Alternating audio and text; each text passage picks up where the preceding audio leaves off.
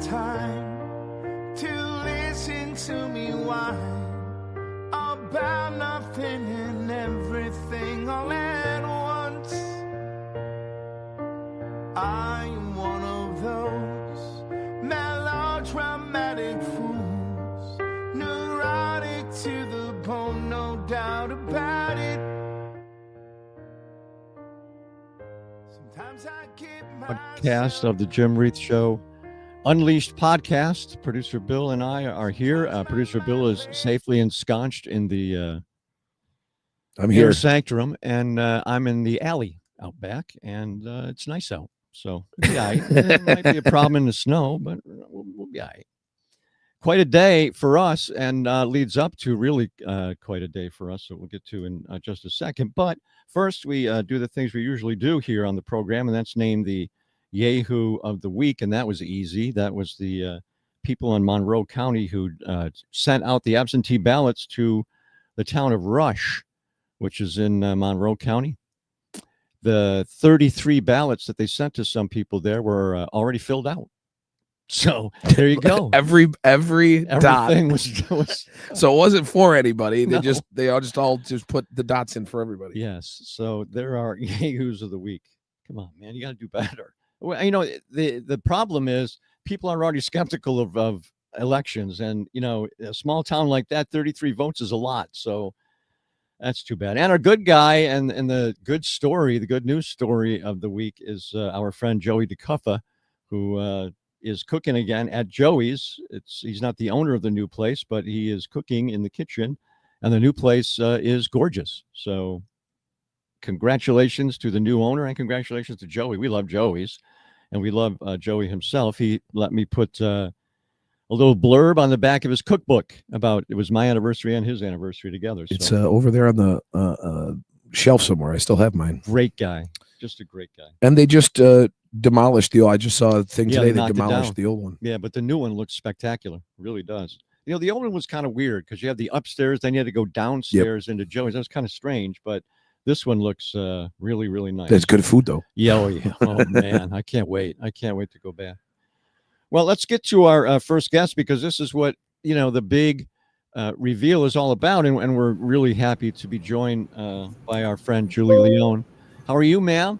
Hey, good to see you too. Good to see you.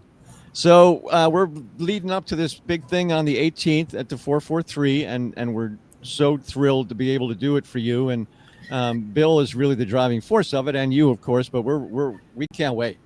Yeah, we're super excited. I can't wait to get all the details from you. Bill. Yeah, this is all. Well, I guess I have to do this too, huh? I have to announce everything, don't I? Yes, you do. I told you. So I come in, sit down. I know, and talk, I do it. I leave, and I do everything else. This is I have a whole. This is weird for me because now I feel like I'm back in at the at 500 Plum Street at 3:00 in the afternoon, getting ready to do the show, getting all this stuff together. But yes, October 18th. That's was 2 weeks from Saturday. Mm-hmm. We're going to be at the wonderful 443 downtown, the social club, the 443 social club. Now I almost called it the listening room. The 443. Oh, that's okay. We'll take that too. That's the 443 social club. We're going to do a live audience allowed in version of the show, just like this. But you'll see the. I won't be in the alley anymore either. You know, inside. We'll have a nice area. We'll have some politicians. We'll have some newsmakers, and most importantly, we're going to have some great local musicians. Absolutely, doing originals. Yep. Except me, I'm doing I got a special thing that I've come up with for the program. All right, excellent. But very cool. This is going to be the first event like this that we've hosted, so we're super excited. So are we. Trust me. I mean, this is really going to be great, and I'm so happy that we're doing original, you know, songs from local musicians. And that's what, for me, that's what your place is all about. It's all about being intimate, and it's all about getting artists that maybe people don't hear all the time into this area. And I think your place does it better than anybody else. Well, that's been our goal from the beginning, is to really give a platform for original artists. A lot of the people who pass through here have never played Syracuse before. That's right. Artists that there just wasn't a room for them before. So that's been our goal pretty much, in the 6.5 years we've been open. And we've really stuck to that. And the response has been amazing. The artists that come through here love the room, love the audience. We've really cultivated a really enthusiastic, appreciative audience. And it's, as Bill can probably attest to, it's not often that you get a crowd that's really paying attention to everything you're saying. It's one of the best parts. Yeah. They're not watching the TV that's going on behind your head, That's right. That's true. It really is. So why, Julie, did you go 501c3? Well, the club is not a 501c3. We opened up an arm of the business. Okay. Basically because, we talked about this when I was on your show last year briefly. The culture around alcohol has changed, and music venues are built on the whole premise that you're going to make all your revenue comes from alcohol sales. And in the last few years, the culture around that has really changed. People are recognizing that it's not the healthiest thing in the world, which is great for us as a society, but it means we have to come up with a whole new business model. Like, we have to entirely reimagine what this looks like, or there aren't going to be independent music venues anymore. What we're doing is following in the footsteps of listening rooms in the Northeast, like Cafe Lena and Club Passim, who have moved to a nonprofit format just to allow them to fundraise more effectively. Wow. Yeah. We're in the very beginning stages of doing it. Like, we just got official 501c3 status a couple weeks ago. Oh, excellent. Great. So that's what it's for, right? Fundraising. Yeah, exactly. And we'll be the 443 Music Collective is the name of it. But we're also excited that we're going to be able to offer the space. We're going to be doing some educational workshops, which is not something that we've done before. And we'll be offering up the space to musicians for recitals and things like that, recitals and concerts and things like that. Yeah, that's a great place for it. Wow. For like a lesson, a group lesson. That's great. Wow. Yeah. That's awesome. Yeah, so that's the game plan. We're excited and a little nervous about it. Well, that's good though. It keeps it fresh. So, Bill, we're giving all the proceeds of this to them, right? Yes, it's going to be a $20 ticket, and you can go right now to the 443 Social Club's website. Those are now on sale at this point, and I'm going to use my thing that I made here. Let me see if I can get it up there. Right there, by Jim's head, is a QR code, and that QR code takes us to the link tree that we have for the Jim Reith Show Unleashed podcast. And you hit that QR code, link tree will come up. Top one is the link to the tickets. Click that, and you're off. So how many can we seat, Julie? Our capacity is about 75. We'll back a little bit off that for the crew, the people who are involved in making it. So we'll have about 60 or 65 tickets on sale. All right. And there's already some music guests that have been booked we'll talk about throughout this program today. Okay. But you're going to have some good entertainment there on the 18th, Julie. Yeah, and we're excited to meet some new friends. Yes. No doubt. It's going to be great. It really is. I expect a sellout from my people and from your people. Oh, of course. Sure. Yeah, absolutely. It better sell out. That's right. Sell like an hour.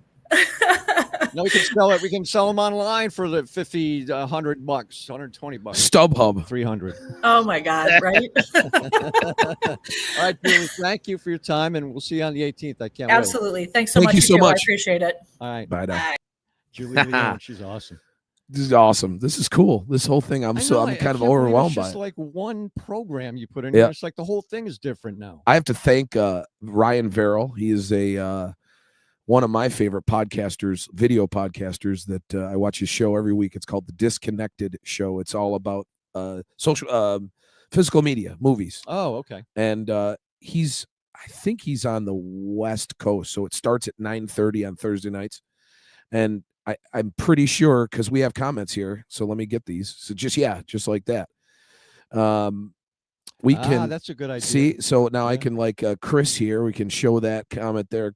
Chris says it's the old 4 o'clock time show. It's right. When you first started, you were 4 o'clock. Yes. Yeah. And then you went to the third hour. We started at 3 o'clock. Yeah.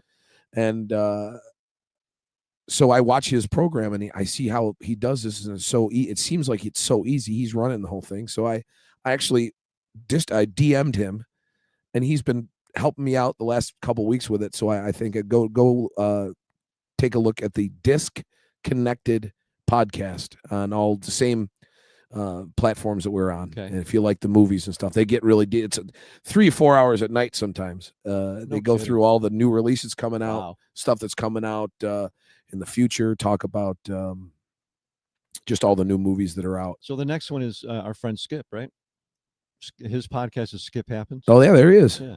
Skip's there. Look at that. Yeah, you better get I gotta get. So yeah, we got Oh, she's out now.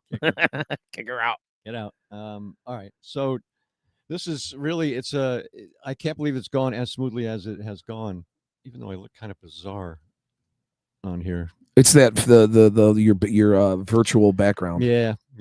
We have a couple more guests coming in. We're gonna wait for them to come in. But some weird stuff happened this past weekend in the world. I also wanted to tell you one thing that when I looked at the preview of this that you put up, right? Yeah. I went to my meta thing. It said there was a meta thing about me. Yeah. They got like 5 things wrong. Really? Yeah. It's like a Wikipedia almost. It's so bad. It's interesting. So you'll have to do. I assume I thought Meta was AI. I guess it's not. No, Meta is the company that. It's Facebook. Right? Yeah. Okay. They own all that. Yeah, So they are using AI. All right. So yeah, if you're watching through YouTube, it looks like you can on Facebook too. You can comment. Oh, good. So comment. Excellent. Q&A. I like it. I do. So you were talking about this weekend and all the crazy stuff that went on. Yeah. We all know. Well, we'll talk more about. We have a sports guest later. We'll talk more about that. But today I woke up and the last thing in the whole entire world I'd ever think that I'd see waking up today is Rush coming back. I couldn't believe it. Nope. Alex Lifeson and Geddy Lee are still in the. They're the 2 left, and Neil Peart passed away a few years ago, so they have they've gotten a new drummer, and she's from Germany, and she's classically trained. Elena is her name, I think. And so for people who don't, and by the way, Shalene says, can you turn up my mic a little? I can. Please do. You have this big, huge, booming voice, so I know. I get lost in the background. But what I was saying was, of course, Neil Peart was incredible. And his drum kit was ridiculous. Yep. I mean, his drum kit was the largest drum kit that you could probably ever have. And she's got a lot to live up to. But if she must be up to it, because Geddy Lee wouldn't go out, like this if she wasn't up to it. And it also seems like they're going to hire a keyboard player too. So Geddy can now be at the front of the stage with Alex and kind of have more stage time. Oh, good. And her name is, what was her name? I just had it up here and I lost it. Now, do you think it'll be under $500 for a ticket? If you can get it when they go on sale, if they sell out real fast, you're looking at thousands and thousands and thousands of dollars. Ridiculous. Now I saw them at the fair. Remember that they used to have the grandstand? Yes, yeah. And I think one of the last years of the fair grandstand, they were there for I believe it was one of their last tours, and they were fantastic. I was going to go and I didn't. It was great. Yeah, I'm sure it was. They're awesome. They're incredible. The first time I heard them was on one of my naval bases. A friend of mine played it, and I had never heard them before. And he said it was 3 people, and I'm like, yeah, okay, whatever. And it was 3 people. We do we do Tom Sawyer. Scars and Stripes does Tom Sawyer. Great song. My drummer can handle that. You got the pipes for that? I got the pipes for that. That high? See, we do inside baseball. We play everything a half step down. I was going to say, only a half? Only a half. We play everything a half step down, just because there's a lot of stuff in the genre that we play, and that's up there. That's played in E flat anyway. So instead of changing guitars all the time, and now a lot of the bands, when you go see bands live, they're always tuning down. Scorpions is probably a step and a half. Sammy Hagar's down, way too high. I'd rather it sound good than try to reach it. Yeah, exactly. No, you blow the whole thing. Yeah. All right, we've got another guest, lined up on stage. He's joining us for a back in the day feature. He's also the Onondaga County Controller. It's Marty Masterpole. How are you, Marty? I'm well, thank you. How are you, Jim? I'm great, man. It's great to see you again, as always. And we go, of course, way back in the day. golfing together more than once, and you were on the show more than once. And I appreciate you coming on now. How are things with you? Everything's well. I think my first time on your show, Jim, was when you were screaming at me about the Destiny pilot. May have been the first time. Probably. This was 2000, 2001, I believe. Wow. Early '02. I was first elected to the Common Council in 2001, and our first bit of legislation was January of '02 on the Destiny pilot. So I'm Wow. fairly certain it was baptism by fire. Holy cow. You know, one of the times that I remember you seeing most, Marty, of course, was kind of it was I don't want to say a sad situation, but it was kind of a tense situation because it was when your son was in the hospital and I happened to be there for something. Maybe my son was going in the hospital, and you were into the hospital with your son and you explained to me what was going on and how it linked to Jorge Posada and the whole thing. Sure. My son had craniosynostosis at birth, which required a full cranial surgery at about 9 months old. Oh, boy. Choke up. So, but he is a sophomore at St. John's down in Queens, loving life, going to Yankee games, spending all my money. Outstanding. Ramen noodles are delicious for dinner because that's about what I can afford right now. So, now tell my audience the connection of Jorge Posada. So Jorge Posada's child's son, I believe it was Jorge Jr., had craniosynostosis, and he started the Jorge Posada Foundation, which reached out, was willing to be very generous if we didn't have health insurance. Fortunately for me, we did. And, if there was loss of work or any of that kind of stuff, we ended up not using any of the benefits available from them because we didn't need them, quite frankly. But unbelievable organization. Obviously, being a Yankee fan, too, it meant a lot to me. And, really, really good stuff. A lot of great people. I'm just happy that he's doing so well. He's living life. That's fantastic. It really is. So, how long have you been controller now? I've been 6 years. So I was elected in the fall of 2019 after my term was just finishing as city auditor. So I was just talking to another reporter earlier today, talking about the 6 years in office, and I started January 1st of 2020, and then March 16th of 2020, the world shut down. Everybody went home. Yeah. Uh-oh. Yeah. So me and some key staff were still coming to work trying to get things done. But, man, once again, much like what you did to me in 2002, it was another drinking water out of a fire hose. But worked well with the county executive, the DA, all the county electeds that had to kind of piece things together. You know what things happen at WAP, health department, all the above. We what we could do and got through it. So, what's the relationship like? Being that you're you're a Democrat and really the whole leadership is Republican. So it's been okay. Things and ironically, there's the county seems to be turning a little Democrat. Myself, Sheriff Shelley, and County Clerk Emily Essie Bersani, who's doing a fantastic job over there, by the way. But things are good. The county executive and I have a mutual respect for one another. He came out of the minority party at City Hall. Yeah. But worked hard to get his stuff done, going to the legislature, and now it's county executive.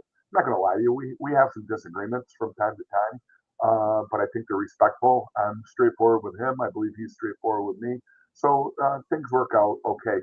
One of your earlier shows, and I'm a regular listener. I was Thank you. Every week I tune in because there's all good stuff. And the back in the day section is great, but I remember you told the county executive to tell you why the aquarium was such a good deal good idea. And he explained his situation. And I think shortly after that, I sent an instant message to Bill Lally and I said, "Hey, tell Jim I got a bridge to sell him in Brooklyn."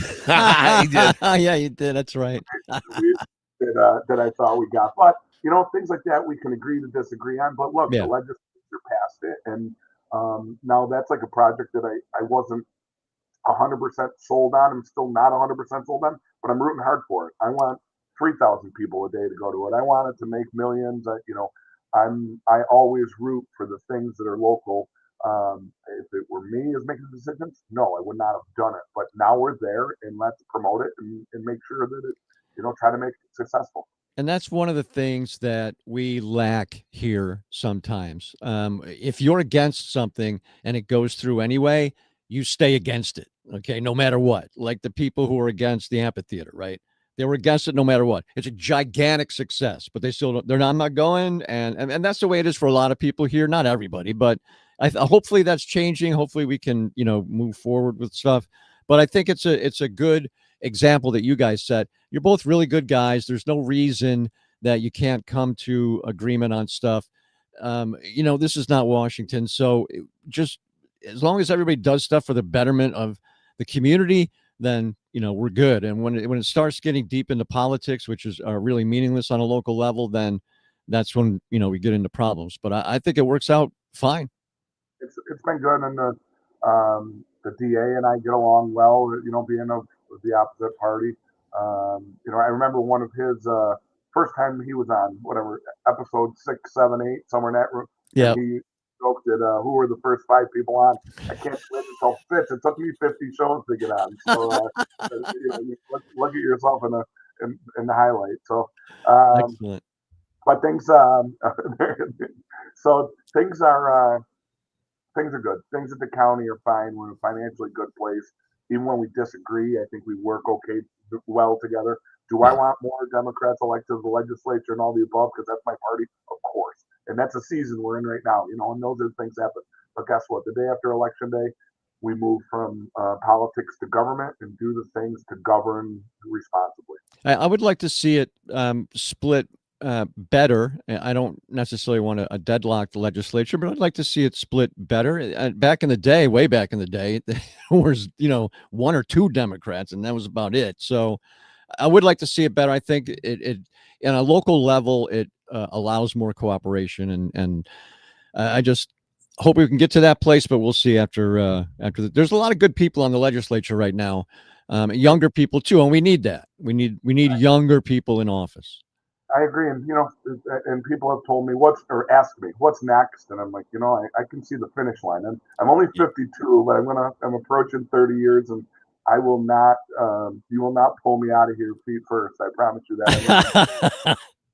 But as for what's next is re-election. I'm in the middle of my term right now. I run again in 27. I know I'll run for re-election. I have our daughter is a junior in high school, so once again that also gets expensive. But looking forward to making sure that I say I do my parental obligation of getting them through college. Yeah. And we'll figure out what's next after that. But things are good, and I really enjoy what I'm doing. Excellent. Thank you for your time, man. It's great to see you again, and hopefully you've learned to putt. That's not what I'm hearing, but whatever. I have not. Wow. But I catch up with Bill occasionally on the music scene too. That's right. Excellent. Excellent. He always tells me what you have to say. I was supposed to do a party that he was gonna be at, but him and the guy that hired me weren't there until I left. So good old Tom. Perfect. It was really fast, and made it to the bocce final. So that was never expected that it was going to go that long, and it was a CBA event. And you guys probably know I'm a Ludden guy, so that's right. Yeah, that's right. All right, man. It's great to see you, Marty. Thank you. We'll see you. We'll see you next Saturday at the 443. Yes, we will. Yeah, he's coming down to hang out. Great. Thanks, Marty. Marty Masterpool joining us. He's the county comptroller and has been for a while, 6 years, or is it? What do you say, 3 years? I don't remember. He's been there for a while. He's been there. Good dude. He's always been a good dude. I played golf with him more than a few times, and he's just a great guy. His brother is also one of the top amateur golfers in the area. We did a lot of golfing back in the day. At the Flamethrower, there was always some sort of thing we were getting invited to Yep. at the places that I would never play or could afford to play. Right. Like Adunio and all those great courses. We played a lot of golf. I got to play all 3 of them. I don't like. I didn't like I think it's Adunio, the hardest one. I didn't like the first one that was opened was great. That's a great course, and then the one that the pros played on is also a great course, and it's really fair because the way they do it is they design the fairways are wide, and then it gets thinner and shallower as you go toward the green. So it's good for all levels of golfers, even the pros. So yeah, the Turning Stone really, those are the 3 best courses around, except for some of the privates for sure. But yeah, we did get to play a lot of golf. Yeah, it was good. Back in the day, it was good. Yep. So maybe someday. I haven't played in forever. We are going to talk sports coming up though, and there's a lot to talk about. And unfortunately, I mean, some of it's kind of sad, and it's really. Although, and we are going to talk about. Oh, he's here already. Wow, look at this. Did you pop him right up there without me even knowing? I got him right in there. Oh wow! And by the way, Galooyat is the course you hate. Galooyat. Yeah, can't stand that course. Shot maker's course. So hard. You have to know where to go. Like they play it the first time. I had never played it before. I'm like, I'm not playing this again. What am I, 110? No. Ridiculous. But they're beautiful. I like to follow, by the way. Marty Masterpol is one of the great, nice guys in town. Yes. There aren't too many politicians I like in this town. He's one of them. He's on the list. He's on a very short list for me. Jim the Man Childlurch is here with us, and we do want to. I want to talk about the football team, but isn't it his fault we're doing this now? Really, it is. So, who's Sanchez? What did Mark Sanchez get stabbed? Now there's video of him walking down the street, and you can see the blood on his shirt, and now he's under arrest. What do you know what's going on? I don't know. I don't. To be honest with you, Jim, at this point, I don't know this whole story. It's so he was in a confrontation, obviously, with someone. That person had, according to original police reports, some lacerations or something, but nothing like Sanchez actually got stabbed. Okay. The guy I think it's a guy, got cut. Okay. Right. Okay. What was going on there? Who had a knife? What instruments were being used in this thing? This thing is still a developing story, so it's a bit of a mess. Of course, it happens after midnight. I think it was like a little after midnight, but still nothing good happens after 12. You know it, Jim. That's a rule of thumb, right? That's why we kid our kids. Come on in, kids. Don't stay out after midnight. Nothing good happens after midnight. So hate to be old man on the porch, but that's the truth of it. Apparently, it was a DoorDash driver, right? Oh, it was a DoorDash driver? Okay, I didn't hear this part of the story. Okay. And I think he was parked somewhere. I don't know. He was parked somewhere, and then Mark Sanchez came out and said he can't be there. Okay. And they got into an altercation. And Mark Sanchez started chasing after him. And at one point, he felt he was feared for his life, and he took care of it. Okay. No, he didn't, because he got stabbed. Well, no, I'm talking the truck driver. Oh, yeah. Absolutely. The driver. It's always the Uber guys, always the DoorDash guys that are getting attacked and stabbed. And it's crazy. It's crazy. But this thing is really crazy. Because I don't want to condemn Sanchez until I know. No. Right. Was he provoked? He's a famous person. This happens all the time. Or was he just being rude to somebody, and that somebody eventually did protect himself? Because let's face it, Mark Sanchez is a big guy. I mean, I was just going to say that. He's a quarterback. He's well over 6 feet tall. He's probably 6'3", 6'4". Mm-hmm. He's still in good shape. We've seen him on TV. He's been doing TV sports recently. I mean, this is a guy that's in good shape. So he's only in his late 30s, I think. I think he's 39. I think I read. Yeah. So I mean. God, well, let's talk about the football team, because this was, I thought, another important test for them, and it's another important test. They failed miserably. So, I mean, is this what they lose their quarterback? Okay, and that was tough because he was really, really good. Okay, but he's not on defense. So, I mean, what's going on? What's going on is they have a brutal schedule, and they were going to be They were going to be a 4 to 6 win team in my estimations, no matter what. So I don't know that it's all that disappointing, other than you don't want to see these lopsided scores, right? Because Ricky Collins, in all seriousness, he was looking like he was going to be the starter for quite a while. I mean, he was an important transfer portal guy that they get from a place like LSU. We know the pedigree that LSU recruits. I mean, it's nothing but 4 and 5 star people everywhere. If you're a 3, you're like a low guy at LSU. Okay. They grow football players on trees down there.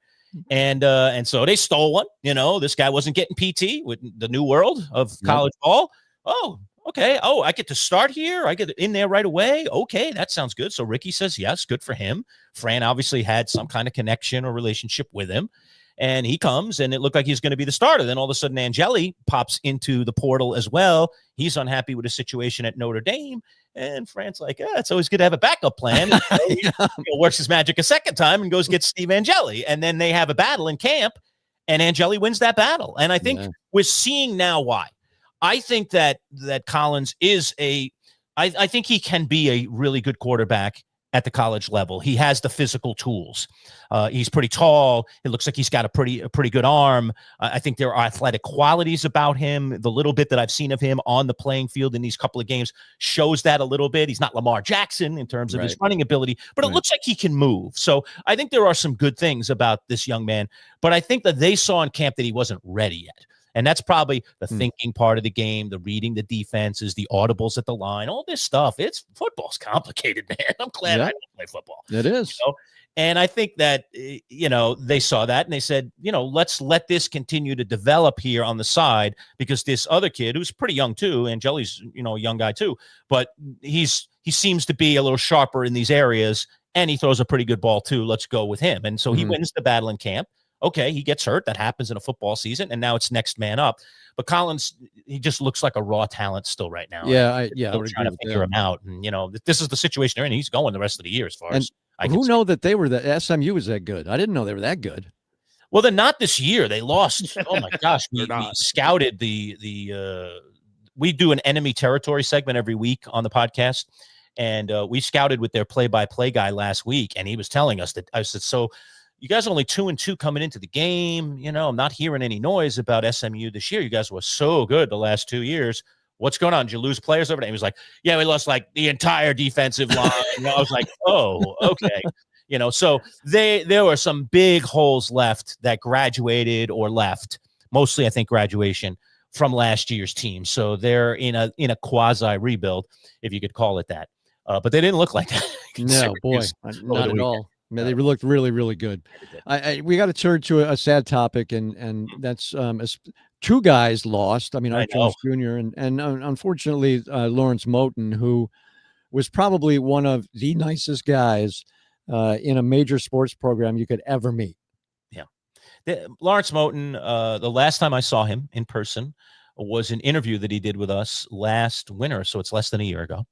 They were having that Winterfest that they have down at the fairgrounds, where they basically have the fair indoors kind of thing. And Steve Becker is the big promoter for that. Steve's a nice guy. I've known him for a long time. He used to be in radio and in broadcasting. Yep, 95. And Steve called me and he said, hey, could you help me promote Winterfest? I said, yeah, okay. What are you giving me?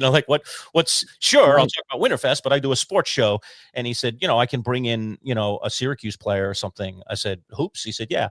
I said, well, who are you thinking? I want to know. And so he suggested Lawrence Moten. And I said, that'd be great. I'd love to talk to him. Oh yeah, absolutely. Since I've talked to him. Great guy. And he came in, it was in studio. So him and Steve both came in studio, and I had a one-on-one with him, and he couldn't have been nicer before, during, and after the interview. He took pictures with us. He signed a couple things for us. Jeez. But on top of that, he was just a great interview. There's something about Lawrence. I think if you really think about him as a player, and I wasn't here, all cards on the table. My old partner Bud was, but I wasn't here when Lawrence played. No. I was back then. I lived in Queens, and I was a St. John's fan. But Lawrence, the way he wore the uniform, okay, there was like an elegance to him. The high socks, the tucked. He put on his uniform with a purpose. And I always love that about him, just seeing him on TV. Like, this guy dresses the part, right? And everybody called him Mr. Smooth. So, and you know what? He's kind of like that as a person. It's funny how those traits show in personality too, Jim, because that's the way he was in person. There was an elegance to him and such a kind of a gentlemanly quality to him. Yeah, there you go. Yeah, soft-spoken but gentlemanly. I just enjoyed my interview with him so much. It was such a good interview, and he was very insightful, and I kidded around with him about the socks. I said, there are people in this town. I was playing in the Bill Leaf kickball a number of years ago, and I went out and got socks that I could pull up to my knees and play kickball, right? I was going to play in a couple of games, watch my team get murdered while I'm running the tournament. And I put on the high and pulled them up. And then people were like, what's with the high socks when they weren't in fashion? I said, Lawrence Moten, baby. What do you mean? Lawrence Moten up today, man. That's awesome. So, he has that. And I asked him about that. And I said, did people used to approach you about that? And he had some fun moments that he talked about that whole thing. But yeah, he's a beauty, and lost again far too early. The guy's in his 50s. Yeah. I still don't know exactly what happened. I guess we're going to find out hopefully in the not too distant future, but really so sad. when I think about you and interviewing sports celebrities and figures, I always remember the story you told me about trying to interview Greg Norman. Oh, and he God. just kept you there for hours. Son of a you know what. Oh, Greg Norman. Like, and it's funny, you imagine guys, and you say like, that guy is someone I'd love to talk to. That's someone who's really interesting to me. And this was in 2003, and it was at the PGA. The big PGA tournament was at Oak Hill in Rochester. Sure so we got press passes, and we were out for the whole tournament. And I went out early for the practice rounds as soon as the players arrived on campus. So this was very early in the week. And I knew Steve Smith, right?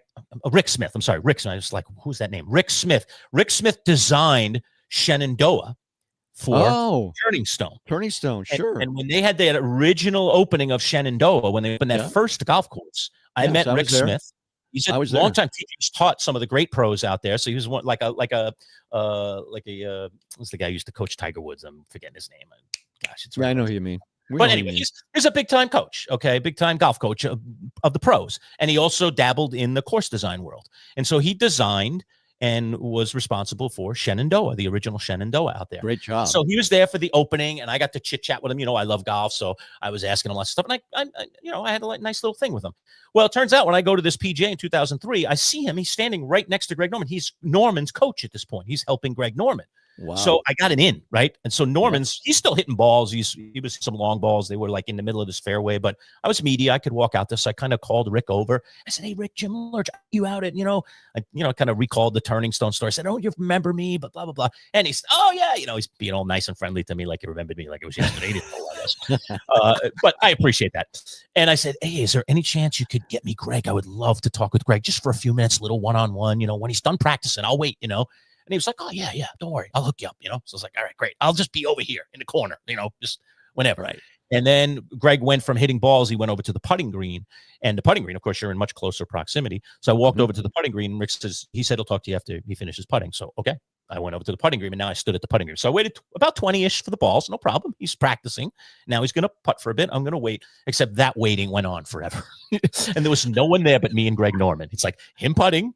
Rick has left the scene. All right.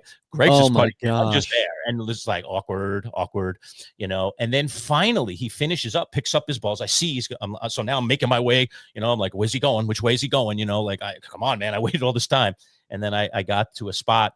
And it's Mr. Norman, I know Rick mentioned, could I just have a little chat with you?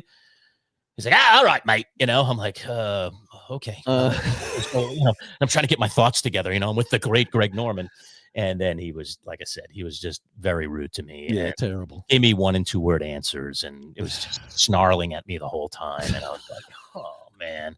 So literally after the 4th question, which was 4 questions where I got, 2 to 3 word answers, I just said, Mr. Norman, in all due respect, we're going to end the interview now because I'm not getting anything out of this interview. And clearly you're not either. And I don't know why you're being this way with me because I waited an awful long time to talk to you. But if that's the way you have to be, I just sooner end it now. So I was very rude to him at the back end. I never do that, but I did. Wow. It was like, too bad. You're getting red talking. Yeah, about I was. Wow. I was fired up. I was pretty fired up because I waited about an hour and a half for this garbage. And I just was like, I was just kind of rude to him on the back. And I was like, well, thanks anyway, Greg. Turned around and walked away. That was nice. And I've never liked him since. No. You can understand why. Guy. And he's the biggest choker in PGA history for sure. I should have gone down that road. So my 5th question should have been, so tell me about how you choked at the Masters.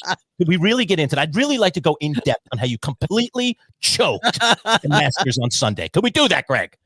Now, please. Asking him very nice questions about very nice. Yeah, right. Yeah. Right. So, I mean, for inside baseball, people who don't know, if you know that you're going to have kind of a difficult interview, you throw 2 or 3 softballs, you kiss the guy's butt a little bit, you get him on your side a little bit, and then you start asking him questions. A little bit tougher questions, right? Yes. And right off the bat, like you said, Moten was the exact opposite. Such a great interview, right? Norman's the exact opposite. Like, especially after all the bad publicity he got with whatever it is, golf and Yeah. I'm glad to see it, frankly. Yeah, he's kind of persona non grata these days, and I don't mind it. Jim, what's your thought on all the controversy that happened at the Ryder Cup this year? It's like turning into WWE.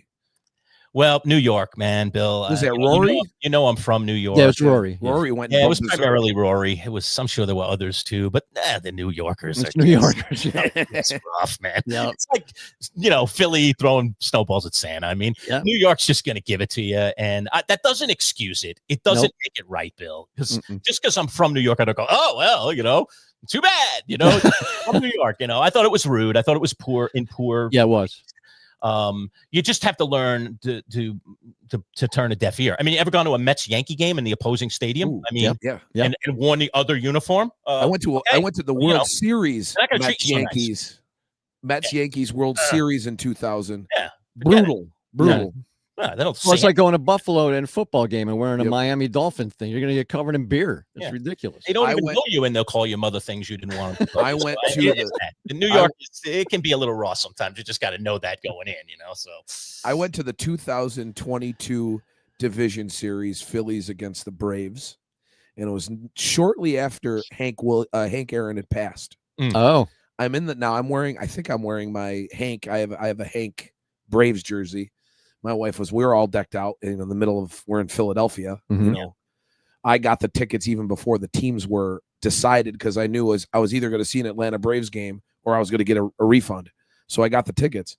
I'm standing at the urinal going to the bathroom, and a guy literally puts his head like near my shoulder and he goes, "How's Hank doing?" It was like right after in Philly. I'm like, well, and the guy next to me is like, brutal.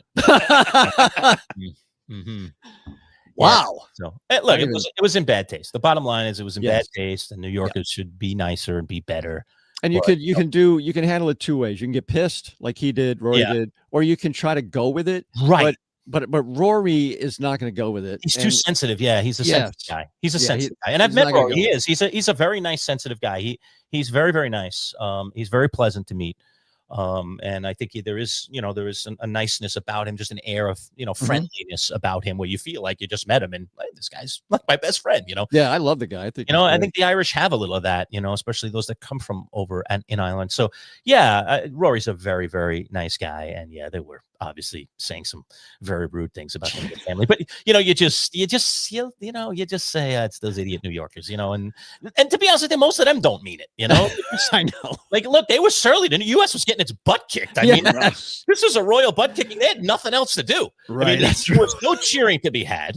So I might as well take the jeering to the 99th level. And that's what they did. They crossed the line. Of course they crossed the line because they're New Yorkers. They got to cross the line, right? Exactly. So they did. But bad. All right, man. Thank you for stop that stuff. Thank you for joining us on the original live broadcast of this. Are you live, Jim, when you do the Man Child show? We do on the pod. We do 4 now live pods a week. We do live pods on Mondays and Wednesdays at 11. All right. And then on Fridays, we do a live with our fantasy football insider. So we do only fantasy football in that segment. And then right now, just a couple of weeks ago, we started. You might remember this, Jim. I don't remember how far it goes back, but for quite a while on the radio show, we started. It's actually after I left our group, so maybe not. But you listen from time to time. So we would do an interview with this guy Brett LaBelle, who was a former contestant of Survivor, the TV series. Yes. Paul and I, my new partner, Paul, after Bud retired, Paul became my partner. He's the Boy Green part of it, and Paul and I found out that we had something in common. That was we both watched Survivor from the very beginning to current, that we watch every episode. And so he said, why don't we do like a Survivor thing? And I was like, a sports show? Yeah, maybe it'll work. Let's do it. Let's try it. Absolutely. So we brought him in and we did it every Thursday coming off the Wednesday episode. We actually were going to do all different Survivor cast members. And then we had Brett was our first guy. We got him. He's a cop from Boston. He came on with us. He loved doing it with us so much. At the end, when he was on with the producer, he said, tell the guys if they want me to come on every week, I'll do it. And I was like, what? He'd do it every week with us? I was like, let's do that. That's going to make my life a lot easier. I'm going to be tracking down people for the next bunch of months. So he ended up being our guy. And now he brings some of his pals in as well. But what we're doing now, what we just started a couple of weeks ago, is we're doing a live Survivor post game show. So a post-show after every episode. So we're in it. I take notes. I watch the show live. Brett does too. My partner does. And then we come together right after the show and we can take video calls. We obviously address what's going on in the comments and we do that live. And it's about 45 minutes or an hour after every show. Great. It's been a blast. I really enjoy it. Yeah. So, it's interesting because we watch Survivor and I say to my better half, Shalene, every time we're watching, I would say, okay, there's the older girl. There's the real gay guy. There's they have super attractive one. Now you got to have one with boobs. Now you got to, it's like, it's so funny. It's interesting how they do it. It really is interesting. But this season looks really good too. The last few seasons have been very, very good. So. Good characters, very good characters. Yes, this season. Hey, before I go, one other thing I just wanted to mention. I don't know what kind of clock you're on, but I did want to mention. You mentioned the passing of Moten. I did want to mention the passing of Arthur Jones too. Yes, absolutely. I think you intended to say something to me about it. I did. And also, I'll give you the quickest of quick stories about Arthur. The last time I saw him, talk about a weird coincidence. So in the summer months when I'm not teaching, sometimes I go out and do deliveries. We just talk about DoorDash. Guess who I deliver for? DoorDash. No kidding.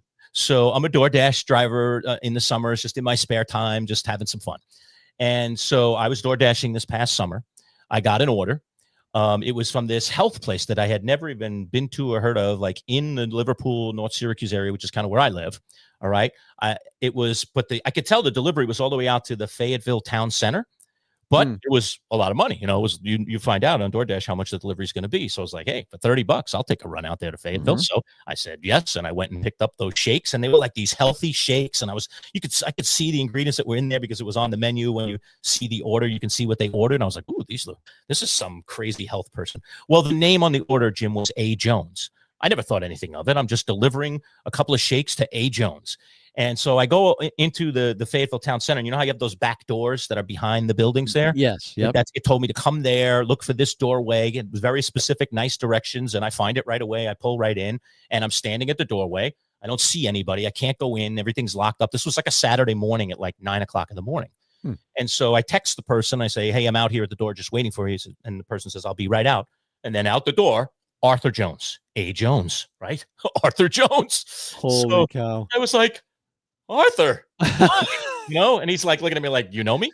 And I was like, yeah, I covered you, when you were playing football for Syracuse. And I obviously, I've interviewed you a bunch of times. You're probably not going to remember me, but, I remember you playing for the Ravens, and congratulations on your Super Bowl ring and yada. I'm a big fan too. So not only am I a member of the media, but I'm a big fan. But wow, that's awesome. I'm so pleased to deliver your drinks here. And he had a nice thing or two to say to me, and off he went, And I remember that day leaving and driving away. I called one of my buddies. You're not going to believe who I just met DoorDash. And this is the craziest thing, That is crazy. Right. And yeah, he seemed happy, and it was like a gym or something, and he was helping somebody out there. I didn't want to ask too many questions, be nosy. Yeah. But that was the last time I saw him, and it's just so surreal. I mean, again, so young. Months ago. Gosh. So young. So two of them. Yeah, this sucks. All right, Jimmy. Thank you, man. Okay. It's great to see you. Great to see you too, Jim. Take care. We'll see you. Fantastic.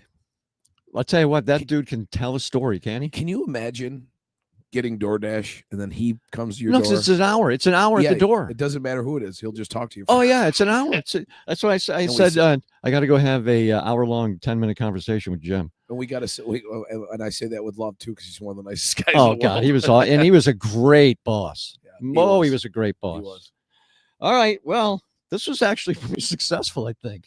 You're amazing. I'm going to go back and watch it, because this is going to be on YouTube. It'll stay on YouTube. Okay. As part of our feed. This is going to be our podcast now from this point forward. What I'm going to do, so the next show will be the 18th, October 18th. And Jim's the man-child's going to be there. Oh, good. He's stopping out. Excellent. That'll be our next show, and that'll be our 52nd episode. Yep. And then what I'm going to do is I'm going to put a poll on our Facebook. All right. What day, of the week? I think this 4:00 slot is a good, Yeah, that's a pretty good idea, actually. Going back to the. Yeah, I like that. What we did. And then we'll just do it like this from now on. If that's good with you. Hey, it's great. Okay. I love it. Good. Perfect. I love it. Perfect. Well, this was fun, actually. This is going to be good going forward. I can't wait till the 18th. That's really going to be something. Oh, yeah. So what we have so far, we're going to have some special guests. Marty's going to be there. Like I said, Jim. Lisa Romano, we talked to her a couple weeks ago. She's going to play for some of her originals for us. Excellent. I have miraculously, our friend Mark Macri has the night off. And wait until you hear this guy. Mark's one of the best in town, if not the best in town. Absolutely. We have a lot of bests in town, and I'll say that to a lot of these people who are my friends. But he's going to play some of his tunes. We're going to have some more stuff to announce in the future. But the next show after 51 will be 52 on the 18th, and then we'll go from there. Excellent, man. Great job. Just great job. That's all I can say. I wouldn't do it without you, and I appreciate it. This is fun. I appreciate it. Yeah, it is fun. It really is fun. This is the most I laugh usually during the week. All right, take care of yourselves, okay? If you think this was pretty cool, let us know, would you? I think it's really cool. Keep playing the music, man. Don't fade it out. I like that. That was good. We're going to use all the stuff we did for the regular podcast. And if you do listen to this as a regular audio podcast, it's still going to be up on a feed as audio too. Oh, good. Yep. Fantastic. Take care of yourselves then, okay? God willing, we're all back at it on the 18th on the Jim Reith Show Unleashed podcast.